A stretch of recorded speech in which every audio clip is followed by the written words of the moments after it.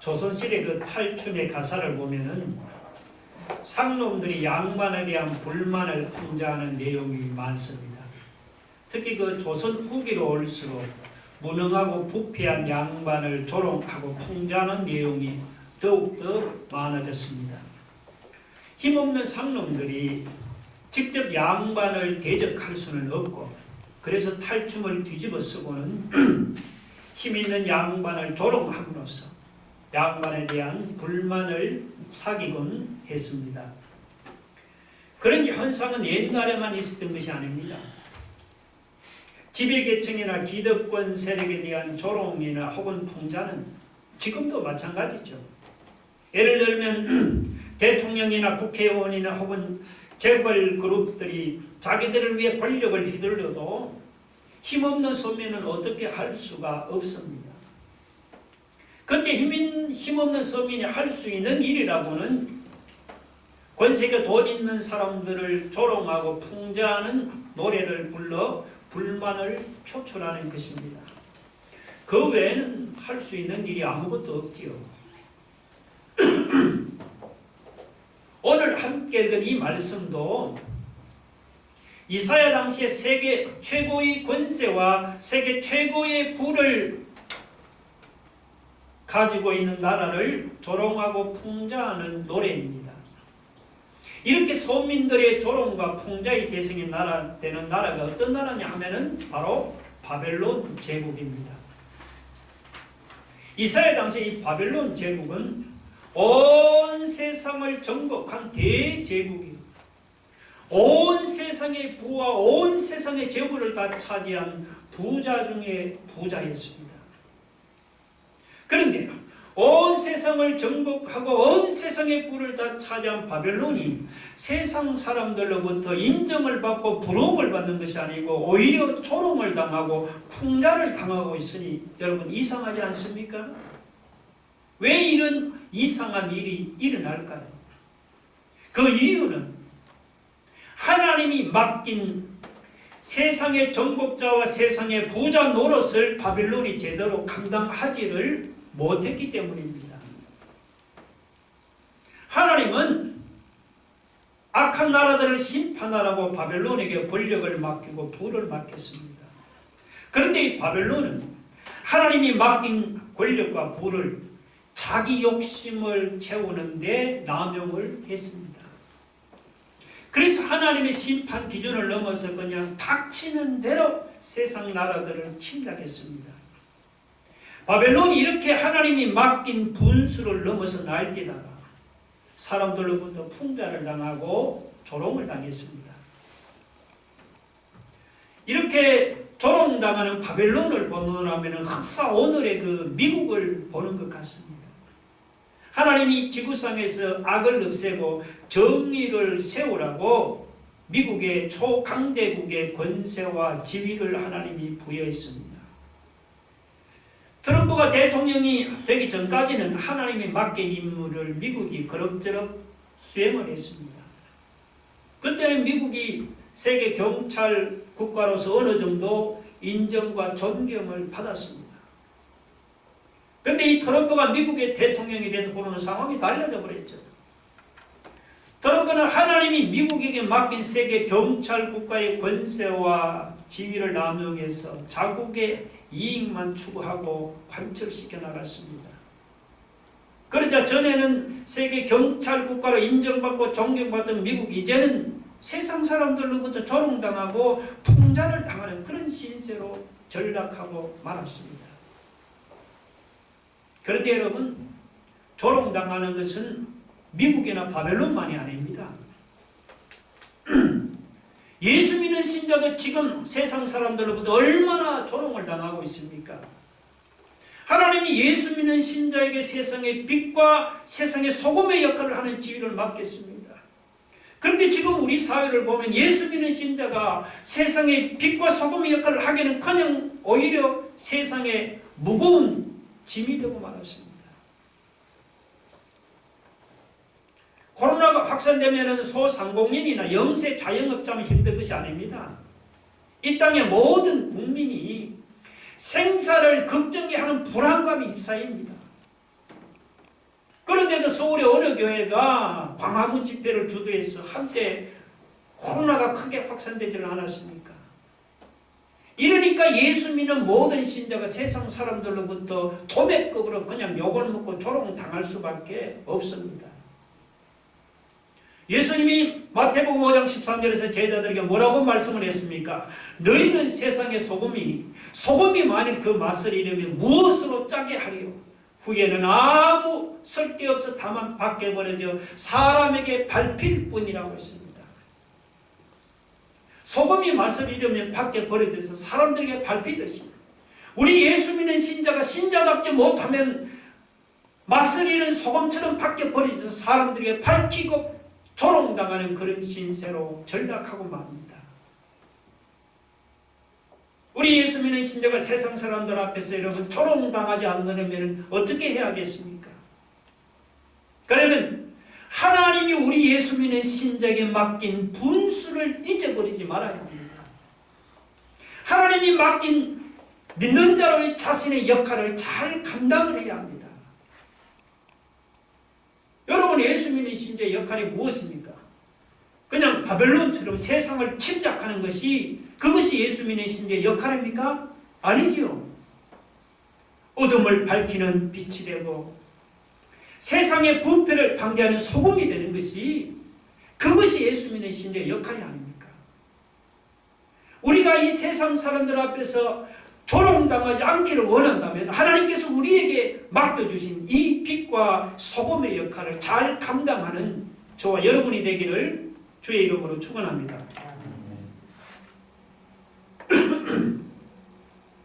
오늘 함께 읽은 본문에서 이사야는 바벨론을 세 가지로 조롱하고 있습니다. 거기에 대해서 한번 생각을 해보고자 합니다. 첫째는 바벨론을 가리켜서 수치를 당한 딸이라면서 조롱을 했습니다.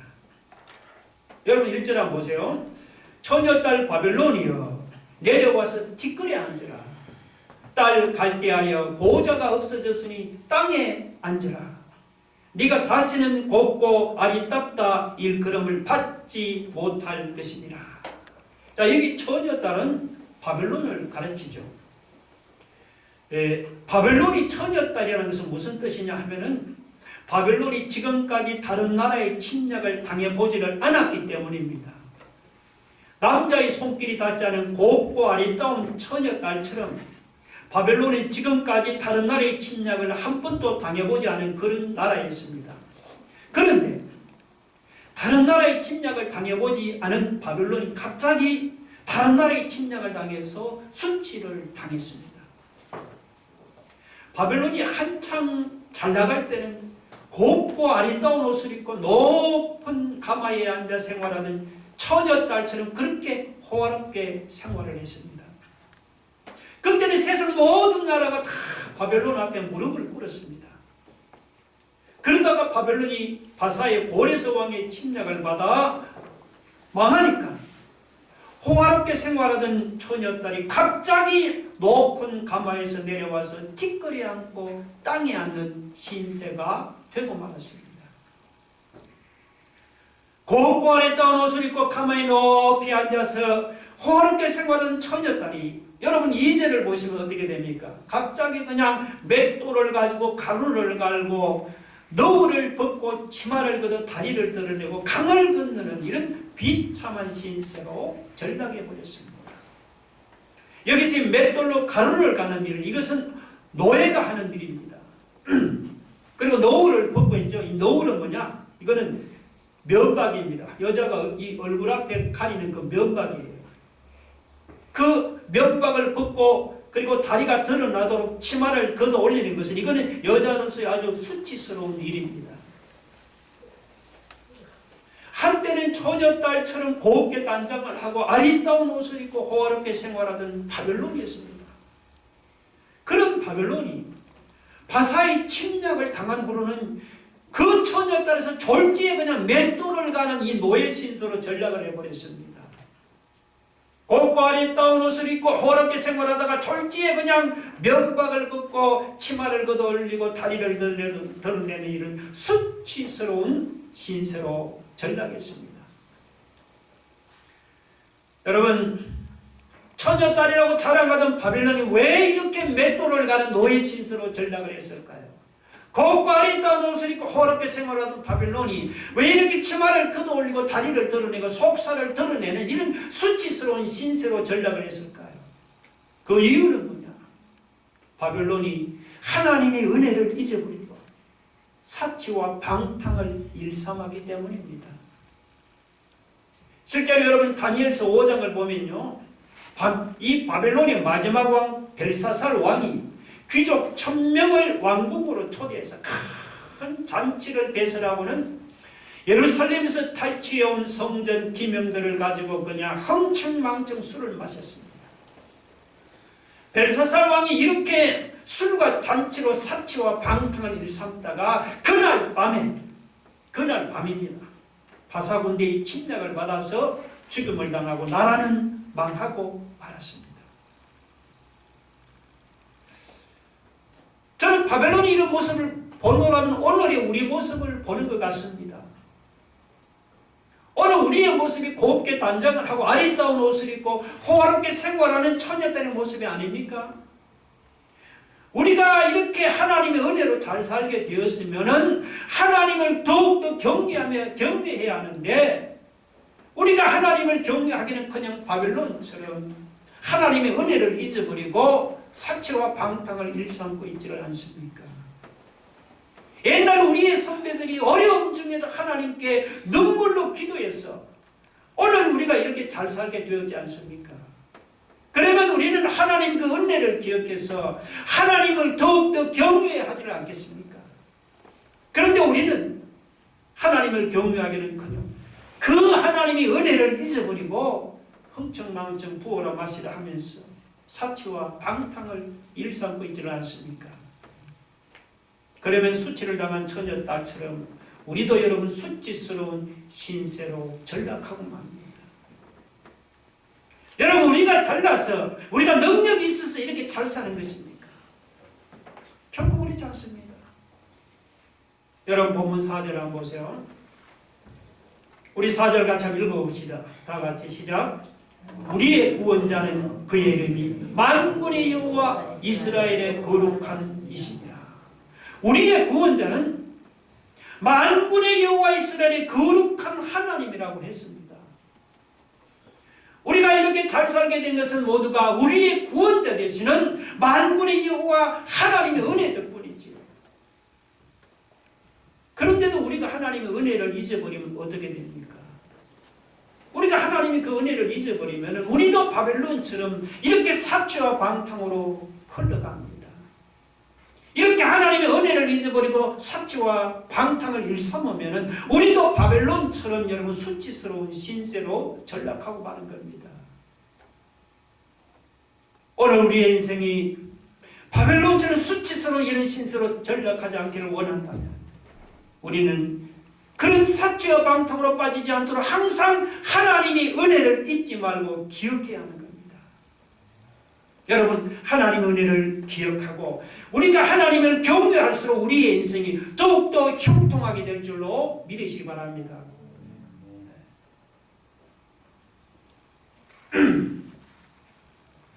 둘째로 이사야는 바벨론을 쫓겨난 여주인이라고 조롱을 했습니다. 여러분 5절 한번 보세요. 딸 갈대하여 잠잠히 앉으라. 흑암으로 들어가라.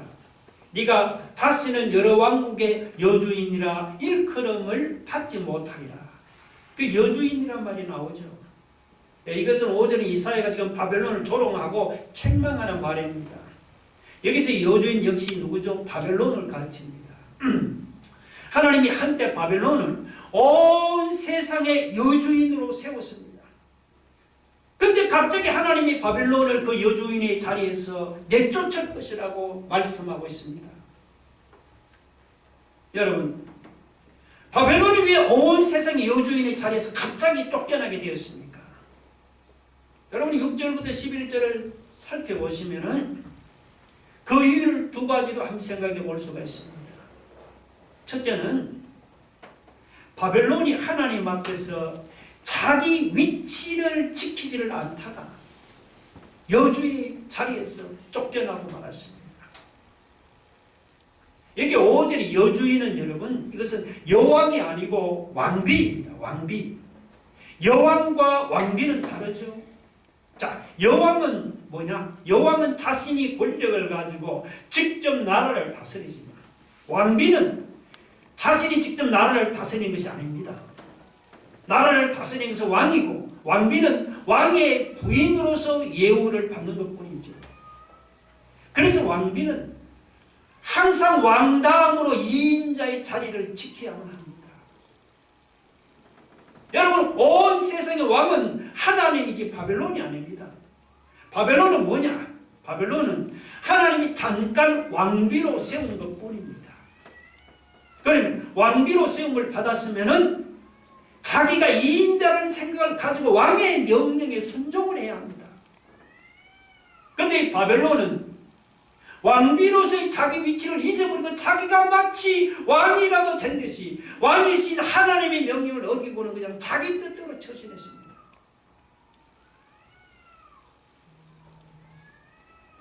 하나님이 바벨론에게 내린 명령은 무엇입니까? 유다 백성이 회개할 정도로 조금만 벌하라는 것입니다. 그런데 바벨론은 그 하나님의 명령을 어기고는 유다 백성을 지나치게 가혹하게 다루었습니다. 하나님이 한 대 때리라는데 바벨론은 그냥 막 10대, 20대 때려버린 거예요. 예를 들면 노인들이 강제 노동을 시킨 것도 그랬습니다. 이렇게 바벨론이 여주인의 위치를 잊어버리고 자기가 마치 하나님처럼 처신하다가 결국은 여주인의 자리에서 쫓겨나고 말았습니다. 바벨론이 비록 이방인이지만 하나님이 바벨론을 사용하시자 바벨론이 이방인의 자리에서 온 세상의 여주인으로 높아졌습니다. 마찬가지로 하나님이 저와 여러분 우리를 사용하시면 우리도 낮은 자리에서 한순간에 온 세상의 여주인으로 우리가 높아질 수가 있습니다. 그러나 그렇게 높아졌다고 여러분 우리가 자기 위치를 잊어버리면 안 됩니다. 우리가 아무리 높아져도 우리의 위치는 우리는 1인자가 아니고 우리는 항상 2인자에 불과합니다. 만약에 세상에서 높아졌다고 하나님 앞에서 자기 위치를 잊어버리면 안 되는 겁니다. 우리가 세상에서 높아졌다고 해도 우리는 1인자가 아니다 말이죠. 1인자는 누구? 1인자는 하나님입니다. 1인자는 하나님이지. 우리가 아니다 말이죠. 우리가 여주인의 자리에서 쫓겨난 이런 바벨론 같은 신세를 안 당하려면 우리가 어떻게 해야겠습니까? 여러분, 그러면 여러분 항상 하나님 앞에서 2인자로서의 자기 위치를 여러분이 겸손히 지킬 수 있기를 바랍니다. 왜 쫓겨나냐? 두 번째, 바벨론이 교만하다가 여주인의 자리에서 쫓겨났습니다. 우리는 본문에서 11절로 6절로 11절 읽어보면 바벨론의 그 교만한 모습을 몇 가지 발견할 수 있습니다. 보세요. 첫째는 하나님이 잠시 바벨론을 여주인으로 세우셨어요. 그런데 바벨론은 그것도 모르고 말이죠. 자신이 영영 여주인이라도 된 듯이 교만했습니다. 7절을 보면 말하기를 내가 영영이 여주인이 되리라 하고 그런 구절이 있죠. 그런 뜻입니다. 여러분, 바벨론이 잘나서 그가 온 세상에 여주인으로 세움을 받은 것입니까? 그렇지 않죠. 하나님이 죄를 범한 유다를 바로 잡으려고 바벨론을 잠시 온 세상의 여주인으로 세웠을 뿐입니다. 그런데 바벨론은 그것도 모르고 자신이 마치 영원토록 여주인으로 된 듯이 교만했습니다. 바벨론이 이렇게 교만하게 처신하는 것. 그는 결국 그 여주인의 자리에서 쫓겨나고 말았습니다. 둘째, 바벨론은 자기가 높아지니까 마치 자기를 하나님이라도 된 것처럼 높였습니다. 여러분, 이 8절 중간에 보면은 나뿐이라, 이게 지금 바벨론이 하는 말입니다. 나 외에 다른 이가 없더라. 그런 말이 나오죠.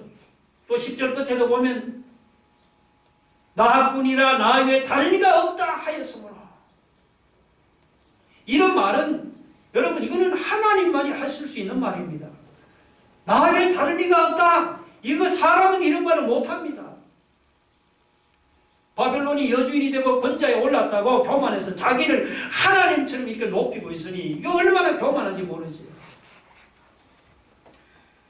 또 세 번째, 바벨론은 자기는 절대로 실패하지 않을 것이라고 자랑했습니다.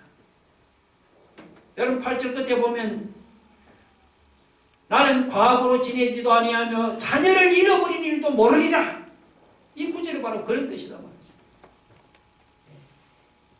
바벨론이 이렇게 교만하게 처신하다가 그는 결국 여주인의 자리에서 쫓겨나고 말았습니다. 여러분, 세상에서 조금 성공했다고 나는 절대로 실패하지 않을 것이라고 여러분 자랑합니까? 아니면 세상에 조금 높은 자리에 올랐다고 내가 마치 하나님이라도 된 것처럼 생각합니까? 나 외에는 다른 이가 없다. 하나님께서 나를 잠시 그 자리에 세우는데 그것도 모르고 내가 영원토록 여러분 그 자리에 있을 줄 여러분 생각합니까? 이렇게 교만한 사람은 바벨론처럼 자기 자리에서 쫓겨나고 마는 겁니다. 여러분 잠언 16장 18절 뭐라고 했습니까? 교만은 패망의 선봉이라. 거만한 마음은 넘어짐의 앞잡이라 했습니다. 사람이 교만하면 누구든지 다 넘어지고 망하게 되어 있습니다. 오늘 내가 바벨론처럼 내가 있는 자리에서 쫓겨나는 그런 신세를 안 당하기를 원한다면 혹시 세상에서 잘 나간다고 교만하게 자기를 높인 것이 아니고 우리는 잘 될수록 오히려 더욱더 겸손하게 하나님을 높이는 그런 삶이 되기를 주의 이름으로 축원합니다. 아멘.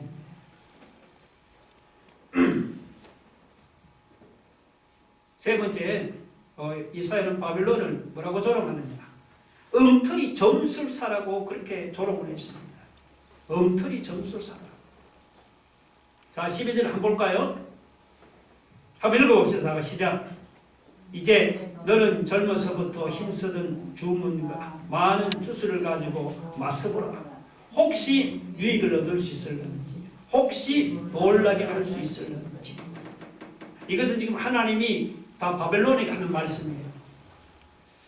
바벨론이 국가적인 어떤 환난을 당할 때 이 말은 점술사를 동원해서 한번 점을 치고 해서 환난을 막아보라는 그런 말씀이에요.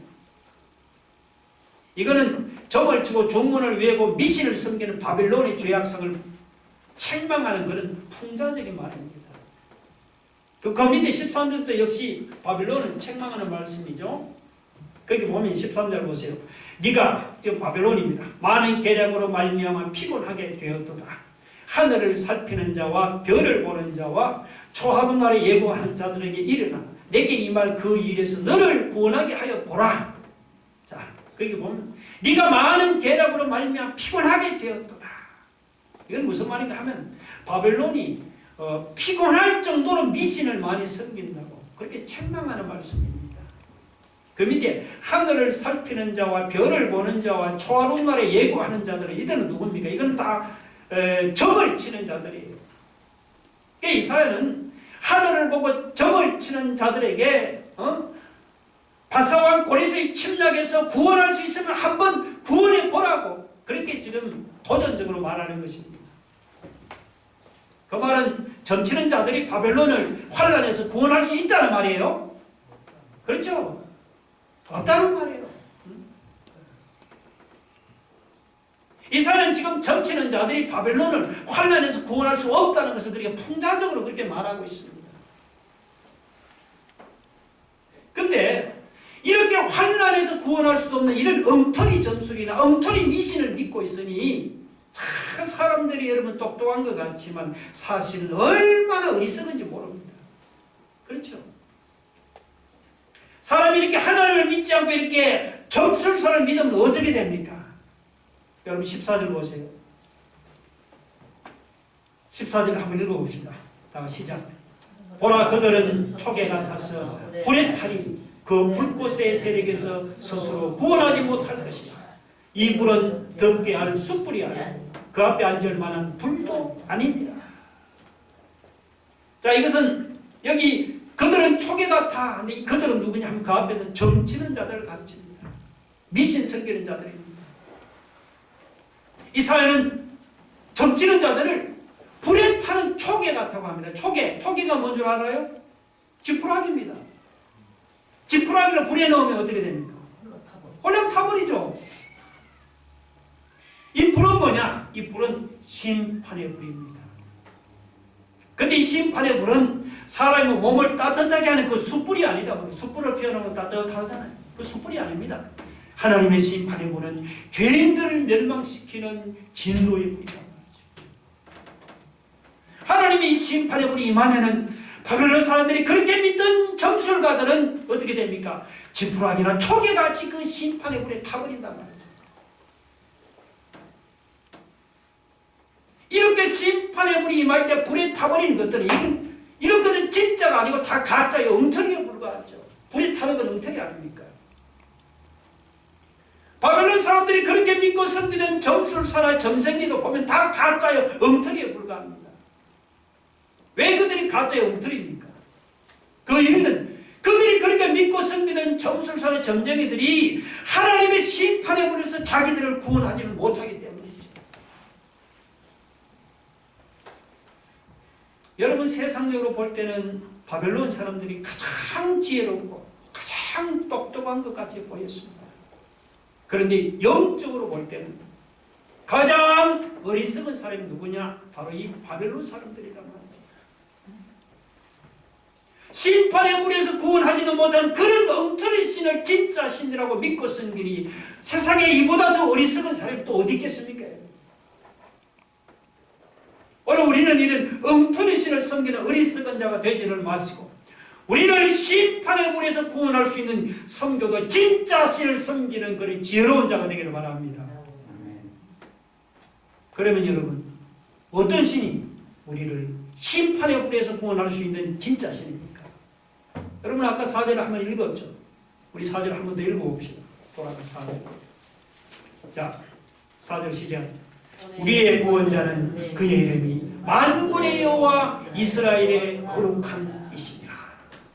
우리를 이 심판의 불에서 구원할 수 있는 구원자는 그의 이름이 만군의 여호와시오 이스라엘의 거룩한 이신 하나님 한 분밖에 없는 거예요. 그 외에는 다 뭡니까? 다 엉터리신 거, 다 가짜신이다 말이야. 무슨 뭐 석상이든지 뭐 신이 있지만. 그런데 이 바벨론 사람들이 믿고 섬기는 점술가나 여러분 점쟁이만이 엉터리 신이 아닙니다. 오늘날 세상 사람들이 섬기는 이 돈이나 지위나 빽도 보면 다 엉터리 신이고 가짜 신이다 말이죠. 왜냐하면 여러분, 우리가 정말 위기에 처하고 우리가 정말 어려움을 당할 때 우리가 신이라고 섬기는 이런 돈이나 지위나 빽이 우리를 위기나 어려움에서 구원해 줄 수가 없기 때문입니다. 우리를 위기나 환난에서 구원하지 못하는 이런 엉터리 신이나 가짜 신을 우리가 더 이상 섬기지를 맙시다. 4절에 우리의 구원자는 그의 이름이 만군의 여호와 이스라엘의 거룩한 이신이라 했습니다. 오늘 우리를 위기나 환난에서 구원할 수 있는 이 만군의 여호와 하나님, 이스라엘의 거룩한 하나님을 여러분 진짜 신으로 믿고 섬기며 살아가는 이런 인생이 되기를 주의 이름으로 축원합니다. 네. 우리 말씀을 생각하면서 함께 기도하겠습니다. 여러분, 우리를 위기나 환난에서 건지지 못하는 엉터리 신이나 가짜 신 섬기지 마. 만군의 여호와 하나님, 이스라엘의 거룩한 하나님을 진짜 신으로 믿고 그분을 섬기며 살아가야겠다 결단하는 시간이 되기를 바랍니다. 내가 잘 나간다고 교만하게 자기를 높이지 마시고 우리는 잘될수록 겸손하게 하나님을 높이는 거예요. 우리는 뭐죠? 1인자가 아니다. 우리는 2인자. 항상 하나님 앞에 2인자로서 우리의 위치를 하나님 지킬 수 있길 원합니다. 여러분, 우리가 사치와 방탕에 빠지지 않도록 늘 하나님의 은혜를 잊지 말고 기억하며 하나님께서 나에게 맡긴 나의 본수와 내 역할을 잊어버리지 말고 참 감당. 그래야 우리가 세상 사람들 앞에서 바벨론처럼 조롱당하지 않는 거예요. 그런 삶을 살아갈 수 있는 삶이 되기를 원합니다. 우리 말씀을 생각하면서 하나님 아버지, 아버지 하나님, 우리를 여기는 환난에서 구원하지 못한 일을 엉터리시는 가짜신이 있는 것입니다. 만군의 여호와 하나님, 이스라엘 거룩한 하나님을 진짜 신으로 믿고 그분을 섬기며 살아가는 삶이 되기를 원합니다. 바벨론처럼 내가 세상에 잘 나간다고 교만하게 자기 먹이지만 이 땅은 내가 아니고 하나님이 우리는 항상 하나님 앞에 인정하는 자기 위치를 지킬 수 있는 자가 되기를 원합니다. 하나님 아버지, 우리가 세상 사람들 앞에 조롱당하지 않기를 원합니다. 하나님, 그러면 우리가 항상 하나님의 은혜를 잊지만 우리가 사치와 방탕에 빠지지 않도록 하나님의 은혜를 잊지 말게 하여 주시고, 하나님께서 우리에게 맡긴 하나님 우리의 본수와 예수 믿는 자로서의 자기 역할을 잊어버리지 말고 잘 감당해서 하나님, 우리가 세상 사람들 앞에 정말 인정받는 그런 믿음의 선한 백성들이 되게 하여 주시옵소서.